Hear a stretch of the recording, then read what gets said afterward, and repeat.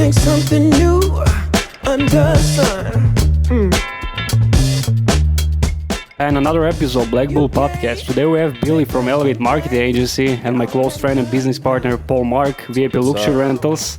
First of all, Billy, welcome to Blackbull, brother. Thank you for having me, my friend. I appreciate being here today. Of course, man. Can you tell us a little bit what is Elev8 Agency about? So, Elev8 is a digital marketing business solutions agency.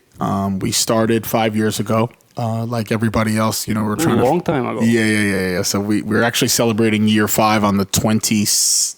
What's today? 26th? 26th. So today we're celebrating. Nice, congrats, brother. Yeah, today we're actually celebrating 5 years.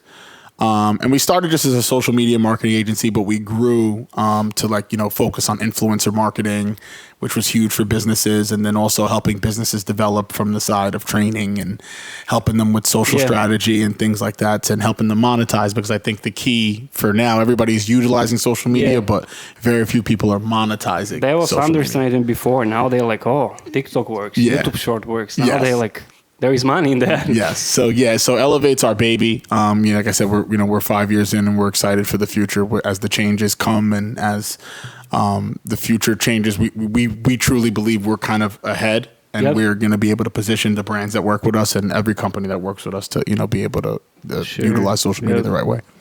Awesome. How'd you get started? How'd you come up with the idea for Elev8? We got started. I actually was working for an advertising agency out of Edgewater. Occupy was the company I was working for at the time. And, it's funny, like when you take on clients, right? Everybody has the same conversation with you. It's like after month 5, they're like, okay, like we paid you all this money. Like what happened, right? So what I realized was we needed a better way to convert and get businesses and brands more brand recognition and number one, more revenue, right? Like that's clean cut. That's undeniable that you can't say like this piece of revenue that we got came from here. So what happened was we went to California for a client, and I had met an influencer, shout out to Anna. And she brought us to her place and she was just showing us that she was making like 6 figures a month just marketing like her own fitness products. That's crazy. So then I was like, wait a minute. So we came back to Jersey and I was like, so just like enamored by the idea that this woman works from home and generates 6 figures a month, money. Just marketing and white labeling products. I was like, what is going on? That's crazy, man. So then we came back to Jersey. We immediately implemented it for our clients. And it was a game changer in the beauty business because it was the first time that we had a client that like, well, because you know how it is in the service business. It's like everybody's like, oh, well, what's the next thing? Like, what really came of this? But was the first time we were able to calculate our, $100,000 return on investment for a client that was, spending not that much money. Crazy. So then we realized, and we just ran with the model. And the guys who I work for, they actually empowered me to start my own agency. So we started Elev8 out of their conference room in Edgewater. And now we have our own location up in Fairfield, which was the best. You guys gotta come up there for sure. Yeah, you guys gotta come up there. Next episode we do it in there. Yeah, because like our building is the same building as Karloff. Shout out to Karloff's. So in there to the left is like a hangar with all exotic cars. Nice. And then upstairs is an event space, so it's like very dope. That's like probably sick ass setup, man. I don't know if should I come back? Maybe throw some cars on the fleet, make them some money. Exactly. So there's a lot of opportunity. But yeah, so just going back to that the reason we started was just because I found a niche in understanding that there's a way to monetize social media without spending too much, but you can also get a lot out of it, while you're utilizing it if you're using the right strategy. What should someone who is starting business in 2022 to use to grow their business? How to start? What mistakes not to do? Well, number one, right now, if you're starting a business, once you understand who your target demographic is, I really truly think that, especially when you don't have that much capital in the beginning, I think utilizing influencers and strategic partnerships is a huge boost. Like, for example, if you own a fitness product, right, networking with gym owners and saying, hey, like, how much would it cost for me to feature my product in here where they already have the clients coming in? That way you can get fast distribution. But I think right now, utilizing influencer marketing and utilizing, YouTube shorts and utilizing a little bit of TikTok content with some ads, I think is a very, very strong strategy if you're starting from scratch or starting from nothing, because there's two things you're going to learn. You're going to see what works and what doesn't work. Yeah. And then once you realize what does work, you just kind of triple down on that aspect, and then, you take it from there. I think a lot of people underestimate TikTok because they was like, oh, for kids, they make dance and stuff. But then when they see the business side coming from TikTok, like you can promote anything you want. Yeah. It's crazy. And it's a platform that, like, I joke, like, my wife spends pretty much like 8 hours a day on TikTok. Like, you look at Just scrolling. If you look at our text chain, it's the funniest thing. She's just sending me TikToks, different restaurants, different. And that's why we're talking about the restaurant business. And I think, the restaurant business caught a very unique timing with, what's going on with social media, because now, if you have a TikTok influencer that's a food blogger that goes into your place and they review it and they like it, now you can actually point to, like, we just did an activation for High Lawn Pavilion. They got like 60 something reservations from one influencer. So you think the influencer marketing is definitely effective?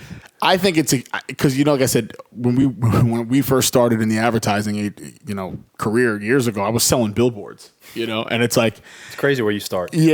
It's so crazy. I'm selling billboards, and it's like, here these companies are cutting massive checks, but there's like nothing you can like prove to them. They're like, okay, 100,000 people saw it this month, but we don't know how many calls came in. Or we do know how many calls came in, but we don't know how much money you made. So I love how it's quantifiable. It's important. And you can see it in real time. An influencer posts something like, let's say you start, I post your vehicle of your fleet. Somebody hits me up and they're like, yo, how much is that car? Yep. So whether I have 6,000 followers or 2,000 doesn't matter. Yeah. Does not matter. My audience is engaged with me, but I'm recommending something that somebody could want. And they trust you, most of them. Exactly. That's why they follow you. Exactly. So just like the bigger, but I think the key now where a lot of companies are screwing up is they're spending a lot of money paying the bigger influencers. Right now, what we're seeing is the micro influencers, the mid-level influencers that have under 500,000 and 200,000 and 10,000. They're actually the most effective for a local business. So if you're starting from scratch right now, that is probably the best way to go, because now you can see the results. You can see, okay, like this You can track everything. You can track everything. So it's pretty cool. Yeah, that's even with how we started on the podcast when we had the first sponsorship. We was doing discounts, so they know people are going from us. Right. So it was like 5% you get from Blackbull. So he saw we bringing in people to continue working with us. But we saw was not matching a little bit with our content, so we'll find another sponsor. And that's the other thing, even sponsorships for you guys. Like another thing the agency does is we connect companies. So you find the right niche for them and the right sponsor. Even our clients, like we just connected our plastic surgeon with our shapewear brand, right? So it's a shapewear brand we represent. They're based out of Union, and my plastic surgeon's in Englewood. So when women get plastic surgery, they need to wear certain garments while they're healing. So we're like, how about you guys just connect with each other? Yep. So now what they're doing is they're kind of swapping business, because she has a clientele that he needs, he has a clientele that she needs, and vice versa. So it's, That's sick. That's another piece. That's how things blossom. Yeah. That's another piece to business where I think if somebody's starting brand new, they should focus on that. And I think where most people are screwing up, which I know where we screwed up, number one, it's tough. That's what I was going to ask you. What's the biggest mistake you did when you started your business? Man, there's a lot. There's a laundry list of mistakes. But every day, I think my biggest mistake, was making emotional decisions versus logical decisions in business. I think, I hired a lot of people, overpaid some people, and realizing that people aren't qualified for what they're saying they could do. And instead of cutting the cord quickly, you kind of just are like, oh, like, like your ego's in play. You're just like, nah, I made the decision. Like, I'll figure this out. But then it's just like, it never gets better. Business is just trial and error. It's problem solving. It's figuring out what doesn't work and then narrowing it down to what does. Because there's so much more that doesn't work. Yep. A lot that doesn't work, by the way. So so I would say my main problem was that. And then sometimes, like, even when you're in business, a lot of people are in business, but they don't understand business, right? Like the thing that's what, the people don't understand taxes. People don't understand payroll. People don't understand operations. Like, and you don't even realize that you have to understand that until you're in it and you're like, wait, how do I do this? But just like you correctly said, it's trial and error. So that's why the only way you fail is if you quit. Right. So, and it sounds cliche, but it's so true. If you don't stop, then it's just a matter until you get it right. Yep, absolutely. So but business is a beautiful thing because it allows you to control your destiny. Yeah. And a lot of people's going into business without making a business plan. Like without business plan, you just have idea in your heads. Exactly. When you write it off and you had it, you know what you're going and following the path. Yeah. But without business plan, man, I don't know how people like, oh, I'm going to start this. What's your plan? I don't have a plan. I'm like, okay. But, it's interesting you say that because I would say that we didn't really start with a business plan, right? We started with a niche that we knew was there. We knew brands and companies now, like it's funny, like every time like one of our clients sent us a proposal from like somebody was trying to get the business. So they sent us a proposal and I'm looking at the proposal and I'm laughing because I'm just like, they're pitching archaic ideas that aren't going to work, that are cookie cutter. Yeah. That if they got that business, they're going to end up hating you. Right. So I don't think the business plan is necessarily but you know your niche, where you're going. Yes. That's important. So I think more knowing your niche, knowing where you're going, and having some sort of direction is more important. 'Cause I think the business plan can be formulated a long time. Obviously, if you're trying to get acquired and you're trying to get investments, then yes, you definitely need a business plan. If you're trying to get banks to back you and things like that. But a lot of businesses now, which I think is more exciting than not, is a lot of businesses are being able to be built with little to no upfront capital, especially in the digital landscape. It's true. At the end of the day, if you wanted to start a business and you don't have the equipment or the resources that you need, you broker. Yep. You find somebody who's doing the business and you give them a cut. Everybody wants to make a little extra money because marketing's expensive. And if somebody's getting free marketing, you're already doing it for them. You're just bringing them the clients. It's a home run for both. But that's why I like not to plug us, but I love what we do because what we do is kind of inexpensive compared to traditional, right? So when you give us an influencer budget, we give you options as to what level you want to start at. Yeah. Sure. And to me, what's going to happen over the next couple of months through this recession that we're going through is companies that are spending $100,000 a month on advertising, $20,000 a month, need to figure out how to make 20,000 spend like 100. Yeah. So that's where we come in because that's when when you're paying the content creator. Like I don't know if you saw the article, they said Facebook is down for the first quarter because companies and brands are starting to realize that it's about paying the content creator, not the content platform. Yep. So if you pay the content creator and you go direct to your consumer, things are going to get very interesting. Yep. But the next 10 years, 5 years is all about building brand, right? Because when you build brand, what ends up happening is that when voice takes over and it's Google and Alexa in everybody's house and everybody's car, everything in their controlled office, on and someone says, well, by the way, I need a detailing company to call me up. If you do a good job building brand, you guys will get that business. Yeah. If you're top 5, I need a plastic surgeon. Well, this gentleman needs to pop up. Farkas Plastic Surgery needs to pop up. If I need to get a facial, right? If you do a good job building brand, your med spa will pop up, your different place. So that's what I think is important when people doing influencer marketing, brand. A lot of kind of more brand building over the next 5 years should be a part of everybody's strategy because if you do that, when technology really takes over and controls the algorithm, and it's like, they're going to say, I want to order a pizza. Right. And if you're not that top 5 choice based off your reviews and your interaction, then you're going to lose that business to somebody else. I think a lot of business in New Jersey, it's hard for us to find sponsors. Mm-hmm. They don't see what we can bring them. Like I think in other states, it's more like Florida, LA, like you can find easily like, I have a podcast, this and that. Here in New Jersey, people don't even believe in that stuff. I could probably get you on. I could probably get you some. I'm like, what's happening? Like I show them my demographics. I have people from New Jersey, New York. It's 99%. Well, I'll ask you this. Based off your audience, what companies do you feel like would be the best fit for you? The best fit? We should be good with smoke shops, barber shop, restaurant. Okay. To promote them, then we have some energy drinks, what we can put on the table when we do. Lifestyle so now we're brands. Promoting Red Bull for free. But we drink Red Bull, so somebody can bring us different energy drink. We have it here and we drink it. Yeah, but we need to like the drink. We're not going to promote something we don't like. First of all, we have that problem. I might have some suggestions because sponsorships is, like I said, in that strategic partnership conversation, right? Whether you have a million views, 100,000 views, or 10,000, there's a part of your audience that will see that and will actually go react and purchase that product. Yeah. Right. So I think the more you can So much traffic you bring in. It's that, but the more you can prove those transactions. So, for example, if we get a candy bar brand to sit here, they pay a couple $100, and we can prove that, by the way, 10 candy bars were sold from this episode. Now, and you can just kind of sell them on the next step and the next level that it's building. Yeah. So now as if you guys are aligned with us as we grow and we get bigger and bigger guests, this is what's going to end up happening. So this is why you should partner with us. So I think having that more like direct conversation with the brand is a lot easier. Like right now, I think, there's actually a client I'm thinking of that'd be perfect for you. Credit Kings. Mm-hmm. Shout out to Roland. I think he'd be a good sponsor for you guys.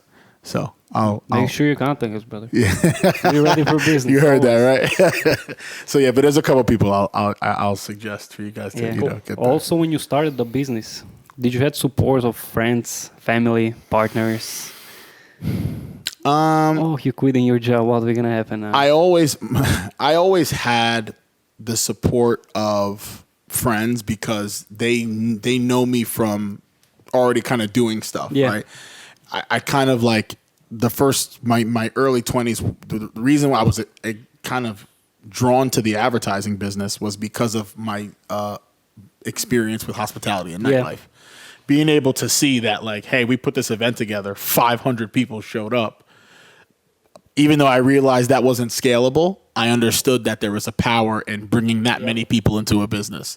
So I think from then on, people kind of understood that I'm already like wired a little different and I'm very creative. So I think like the people who would like doubt and be like, I don't know if that's going to work for him. Like they kind of just were like, nah, like I've seen him do crazy shit. So it's like, but I've had this, like my parents, my dad and my mom have always supported me, even that's the most important. Yeah. My dad, my mom, my sister, my close friends, they've always like supported every endeavor. And that's key because it's relationships is everything. Like, a huge part of how we have grown is the relationships and the people that recommend us and the people that support us. So, without them, we definitely wouldn't be here. But also I could say on the other hand, even if you don't have that, like in this landscape, it's not important. Yeah. If you don't have the family supporting you, you just need the support of those clients and those potential customers. And you need the haters too. Yes. You know what's my favorite quote from Mike Tyson said?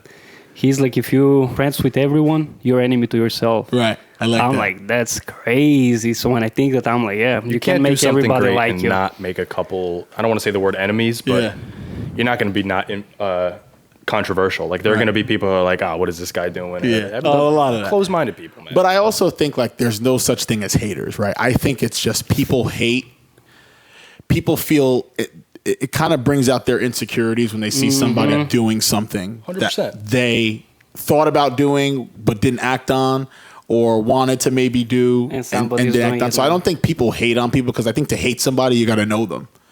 I think it's more just like a little bit of a jealousy and kind of that like, damn, like he did that. How come I didn't do that thing? Like I'm sure people look at your rental business and you're posted and they're just like, it's true. Like if you go to his house, it's like dealership in front of his house. So I think they are a little bit jealous for sure. That's awesome. So but I would say that I think especially me, I have a son.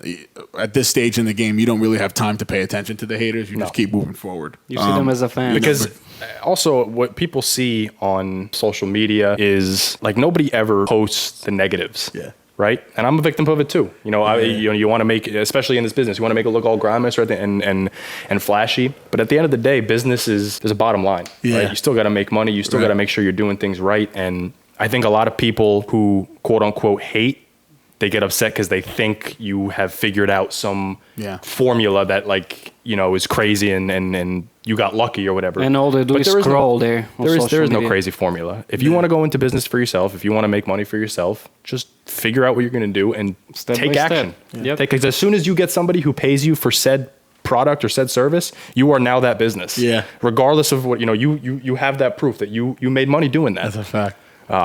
And I think a lot of people get discouraged because whether the money doesn't flow in correctly or they get people, doubting their ideas or whatnot. They expect money too fast. I see business day, the first year, they expect a lot of money. No. It's a 3 to 5. But I mean, listen, now that's why I love the digital age because right now where it used to be a 3 to 5 year, minimum. I mean, Now, Make like I the was telling you, connections and when I network. went to Cali and I was just meeting with those influencers, I mean, honestly speaking, I was just blown away by what they were making at that early stage of Instagram kind of becoming popular. I was just like, I don't know. I was just something about it. Just like, you know, when someone says something, you just like, they talk about like you have the game changing moment. Like something she said to me, I'm just like looking at her like, you make what last month? Like, how? Like, what do you mean? And she's just like, and she's in her place and she's showing us like she's got this penthouse overlooking the hills that she doesn't even pay for because she has an agreement with the building because her marketing brings NFL players in. So they don't even charge her. And you know the crazy thing about being in business for yourself is when you get to that point, you don't even look at it as like sometimes it's important to be able to look at it from other people's shoes. Because like you said, you go into that place and it's this crazy place, but she's already 10 steps ahead. She's already living like that. Now she has to pay for that. She already has to cover that. Now she has to think, okay, how do I grow this business? How do I do more? Yep. And I think that's what a lot of people have to understand in business too, is that not every day is going to feel like you're Superman, like you made $1 million. It's 99% of the time is spent is grinding. And again, not to sound cliche, but grinding, figuring out the kinks, what works, what doesn't. Yeah. And then the reward for that, if you do a good job, is the money coming in. Yeah, 100%. But you got to do the legwork. And again, I hate to sound cliche, but like there's only certain ways you can say things. Like just take action. No, but I think it's not cliche because success leaves clues. You know? Does. And when people are successful, success requires, you know, dedication, persistence, patience, discipline. You know, these things are all key. So I like, you know, it's funny because like it's not a cliche thing. It's just what it is. And I think people think that it's like this like esoteric, like crazy, like you have to be this person to succeed. And if you're not that person in that industry, it's not going to work for you. Like, no, that's not the case. You can come up with an idea tomorrow and it be a sellable thing in 24 to 30. And that's what I love about right now with the time we're in. Like, you can have an idea tonight. You can go on LegalZoom, create your LLC, go on Square, create a website, and within 48 hours, you can start selling whatever it is that you own. So I think now, during this recession time period that we're in, I think people need to start embracing that power that we have and the understanding that we're actually in more control than everybody kind of understands. It's insane. Yeah. And when you start a business for yourself, like you set the rules, you set the guidelines, you got to decide how much money you want to make. And then you base it off of that because at the end of the day, you set the price. If somebody pays you for that price, boom, that's my price. Yep.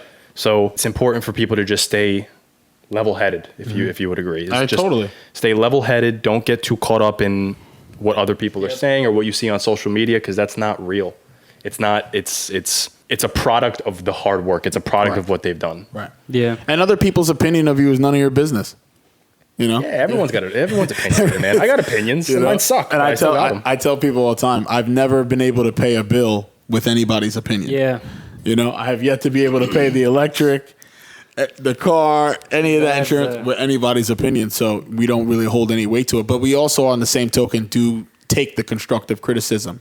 But we take the constructive criticism from those that have constructed something.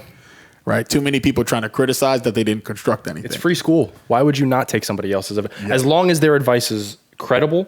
And I don't like people. I think this is what separates somebody who's a hater and somebody who wants to help you. If somebody tells you, nah, it's a bad idea, don't do it, and then doesn't have at least a response or, oh, how do I make this better? Like, then what does your opinion matter? Like, how do you know? Tell me how to make it better. So I listen to everybody's like negativity because there's going to be something in there that, you know, I could have been doing wrong and I put that into my business and now joke's on you because you just made me money. Because of your quote unquote hate. Sometimes it's good to not even hear the other people's opinion. Just tunnel vision and go to your path. Like, fuck that. I think the most powerful force in the world is a mind that's made up. Right. So if you have a made up mind that I'm going to get X done, you know, and you don't stop until X is done, well, there's very few things that could stop you if you don't allow them to. You know, there's going to be hurdles along the way. There's hurdles in anything.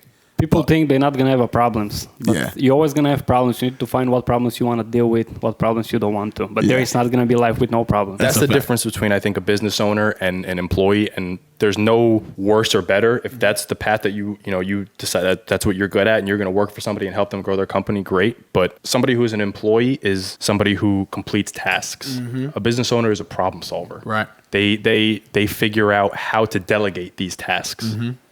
That's very true. But I think also, like, to add to your point, in 2022, you can actually be an employee and be a business owner because now I was an employee for the first year of my business until it just it starts getting crazy. Yeah, so like that 9 to 5 is great because you have limited responsibility, right? After a certain time, they leave you alone. So it's about what you do from 7 to 11. That is what's going to change your future, right? Because most people are just focused on the 9 to 5. I'm too busy. They go home. They watch Netflix. Tired. They watch Hulu. They don't work on their goals, but they work on somebody else's dream. I never understand that. Yeah. So, but again, I think now with the recession coming, I think just the advice to the world would be like, listen, if there's a passion project you have, or if there's something that you're into or a problem that you see, start to build a business around solving that. Start now. Passion is important. Yeah. Passion is important because that's also, again, there's a businessman and then there's a hustler, right? Both will make money, but a hustler is somebody who will make a money and then run and make somebody money somewhere else. A businessman who is somebody who can do that for years on end, consistently.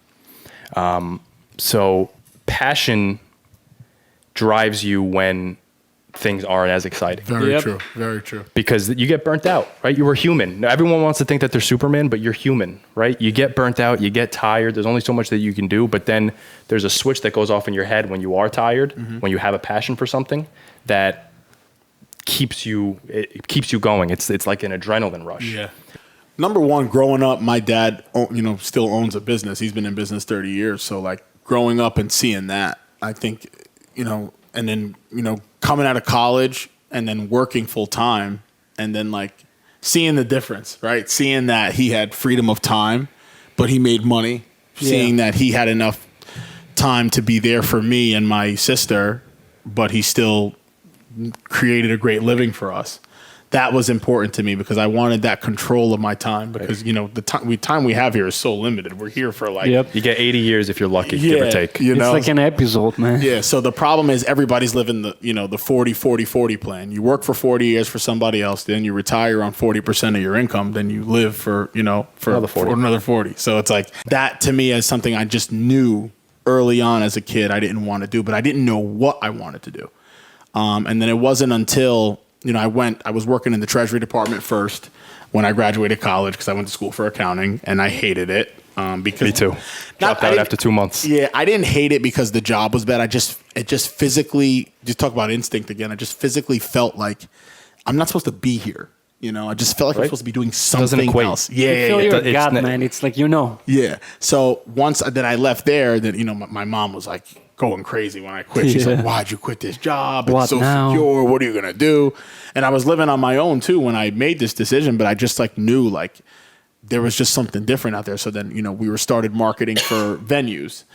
And we started doing marketing for like different clubs in the Jersey and New York and then restaurants. Yeah. And then I kind of just started to see like, wait a minute, like there's something to this. It's crazy how things snowball. You have no idea where you're going to end up.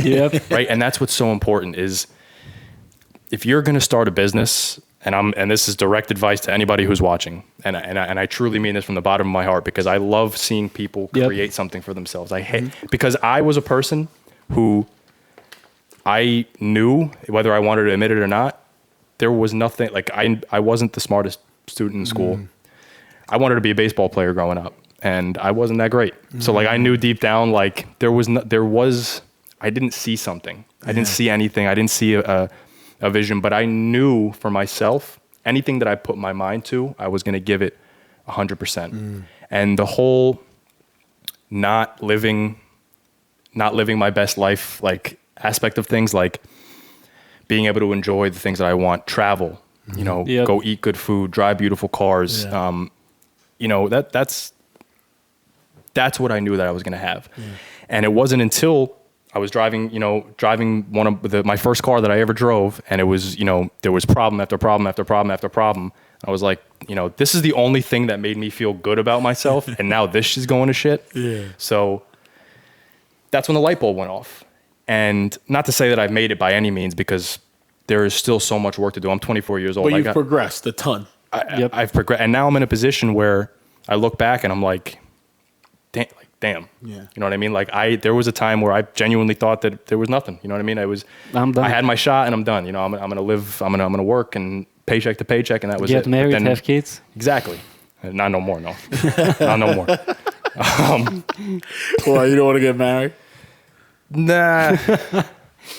Well, I want to build myself first. Okay, I respect that. Yeah. I have a tendency to give my all to something that I'm involved in. Relationship. So too. if there's a relationship involved, I made that mistake. That's what I learned too, man. Love yourself first before you can love somebody else. But I will say this also, like if you have the right woman next to you, it's a cheat code, right? The right woman that fits. It's like you hit the jackpot. But it can't be the woman that's going to take from you. It has to be the woman that's going to fit and add value to it. So I think that's when you should start to think about, getting married and stuff like that. But otherwise, I think, flying solo is because you need those selfish years as a business owner to really lock in and focus on what you're doing. That's what we had. I was single for 7 years before I met her. So all those early years I was working for the other agency. I was like trying to build that. Then we started in the conference room. I didn't even know how we were going to get a client, because like we had alienated the clients that I was working when we were bringing them on for the other agency. We'd alienated them because, we were doing social media. I'll never forget. I was in the office. We lost a piece of business because one of the admins who were doing the posted an ad for another client on another client's page. And I remember being at lunch and getting that call, like, that's crazy. One of the biggest clients is dropping us because of that. They were just, but it's also like, again, they were looking for that reason because it's just like I was telling you, like when we first started, it's that like, all right, we're paying you X amount of dollars. What's happening? Yeah. So that's why I love the space we're in now, because it's like, you're paying us X amount of dollars. We can show you every week what's happening, by the way, if you wanted to really know. So I love that space, but it gets trial and error. Don't get discouraged. You can't. That was my piece of advice, what I was talking about before I went off on my tangent. But like, don't get discouraged. If you have an idea, see it through, because somebody's going to notice eventually. Right. Yep. Somebody will notice. And now, in this day and age with digital marketing, it's almost impossible for somebody not to notice. Yeah. Like, it is statistically impossible for somebody not to notice. Yeah. So if you have a passion for something, like, why not? Why not try and do it for yourself? Why not? The only regret is going to be not trying it, man. Exactly. But you can always go back. You can always go do what you thought you were supposed to do. That's why I say the easiest thing is to find 9-to-5 regular job. The hard thing is to make it in something. Yes. I dislike when people, they're like, oh, I don't want to be a sheep and I'm not going to work a 9 to 5, but then they're chilling, like playing video games all day. No, like work, it's important. Like go make money. Bro, I edit 24/7. If they can play games, they can do something for their lives for 2 hours. Yeah, go work your job, go make your money, save your money, because there is going to be a situation where you're going to want it and you're going to want it to start your business or you're going to need it and you're not going to have it. And that's what happened to me. I like to spend, man. I spent every single last one of my dollars for like the first couple of years of working. You like making them too, so. I do.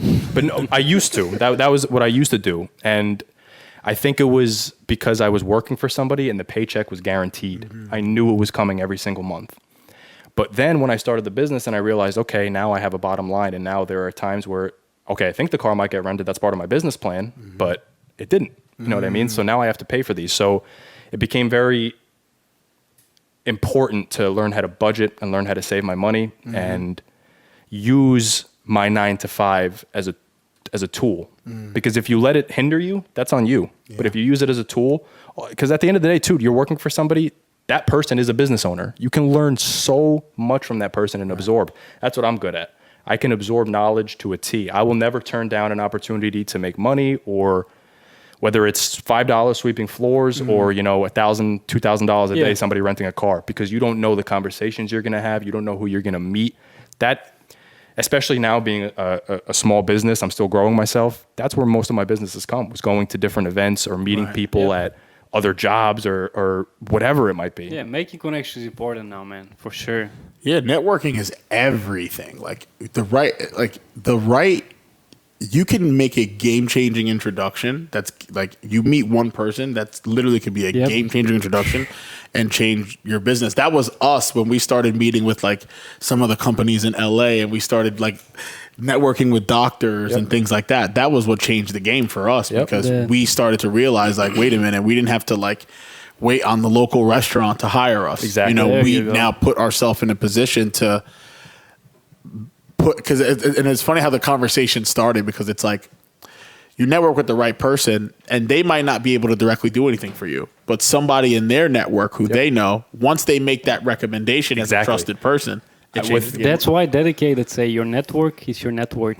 Shout out to Mike Corey. I love him. That's my guy. Shout out to Mike. I love you, Mike. That's my guy. I'm proud of him. I'm very proud of him. He's a legend. Well, thank you for coming, brother. Listen, bro, thank you for having me. We're going to continue working more. Yeah, we have to. We have to. For sure. And I love what you said before about people budgeting and saving money because financial literacy is very important. Yeah. So that's why, like, working with my dad, I learned that. I learned that you have to learn, you know, but it's like sucks because it's like nobody teaches it. Right. No. So we have a platform, Elev8 Capital, that teaches everything about financial literacy you need to know. From saving to investing to insurances, because there's a lot of people in finance, they talk over people's head. Yep. Yeah. But use big words and they use and they don't mean anything. That's and you see people selling courses and this and that online. How to start a car rental business course where you pay $1,000 for the course. All they do is they use big words and they tell you what you already know in smarter ways. For me, it's the same with school, man. You have a business teacher who never had a business telling me about business. Yeah. I'm like, what's the point of school? Yeah. I lasted 2 months in college before I realized how it didn't fit what I needed to do. Really? Where'd you go? I went to Kane University. That's where I went. So I graduated. Yeah. That's awesome. Hey, great school. I had a good time there for a school that it's in Elizabeth, right? Yeah, Union. Yeah, Union. It's in Union for a school that's in not the most prestigious of areas. It's a great time. It's a great time. It's got a nice little campus, cool people around. Yeah. But I remember the definitive moment when I realized that it just wasn't for me was. I remember that we because high school and college are different, right? And we'll cut off after this, but like when you're in high school, everything is kind of like systemized and you it's almost impossible to fail. Yeah. But then when you get to college, it's kind of like nobody taught you the time management that it takes. Nobody taught you that you're kind of in it on your own. You can go to high school, you can walk up right to the front of the class, ask the teacher, and they'll show you step by step how to do it. The definitive moment for me when I dropped out of school was I remember I was having trouble with I had like 15 different assignments, and I tried to go like explain to my teacher, listen, I'm having a hard time, and they were like, they scoffed at it. There was like no negativity towards them. Like that's not their job. Yeah, they're a professor. They teach and they have their set. They get what they get paid for. Yeah. But I realized right after that, I was like, this is not how my mind works. I like to collaborate. Yep. I like for somebody to give me an idea and then I could give you an idea back. And that's how greatness happens. Yeah. You can get a couple great minds in one room together, just like this. Yep. Just like this. And what can come of it is great. It's amazing. It's a ticking time bomb for something great to happen. Yeah. It's amazing. Anyone you want to shout out? Supporters, helpers, workers. I love everybody. I appreciate everybody. We appreciate everybody. We appreciate you having us. We appreciate you. Thank you for having coming, a conversation with us. Now, anytime. Hopefully, we do it again soon. But yeah, I just thing I would leave with is just when it comes to financial literacy, we talk about our paychecks don't ever come with instructions, right? So I think the main advice from that regard is just to save 10% of your income, invest, and when you invest. Don't invest in anything that's like the new fad. Yep. Invest in things that have historic track records of working, right? If there's a fad, you're probably too late. Yes. It's probably too late. Exactly. So that's like just the main piece of advice I would close with, just from that perspective, is just making sure that as these things happen, as the economy changes and the pandemics and these kind of things, just make sure you're putting your money in the proper places, keeping some money locally for you, but putting some money away, in vehicles that can grow, right? Because while you're working, your money should be working. While you're sleeping, money's got to be working for you. So and also you post a lot of on Instagram. So if you guys want to hear some tricks, and some stuff, go follow him on the account we're gonna have in the description. Yes. And I'll see you guys in the other episode. Blackbull. Peace out. Bye bye. Bye bye.